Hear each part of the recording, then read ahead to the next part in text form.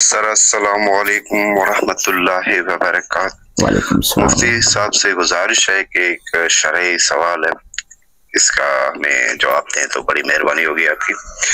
सवाल यह है कि आजकल की मोबाइल कंपनियां जैसे कि मोबलिंग, यूफोन, टेलीनॉर वगैरह जो भी हैं, ये अपने कस्टमरों को ऑफर दे रहे हैं, कुछ MB मिनट्स या बैलेंस दे रहे हैं।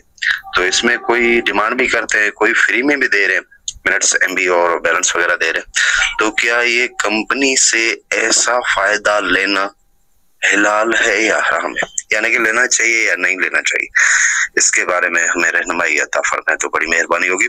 और ये भी है कि वो कंपनी ये भी डिमांड कहते हैं कि भाई आप इतना रिचार्ज करें इतने मिनट्स देंगे, या इतना बैलेंस शेयर इस्तेमाल करें तो इतना मिनट्स पे या इतना बैलेंस देंगे। ये भी क्या लेना चाहिए या कतई नहीं? सर इसकी बड़ी मेहरबानी होगी, आप इसकी सवाल दे तो बैठे। जी वालेकुम सलाम रहमतुल्लाहि व बरकातुहू। मोबाइल्स कंपनियां जो हैं वो फ्री मिनट्स देती हैं, जिनकी नोइयत मुख्तलिफ होती है। बैलेंस रखने के पर भी देते हैं। अगर कोई सिम बंद है तो वो आप उसको उसके अंदर बैलेंस डालेंगे तो वो उस पर भी आपको देंगे।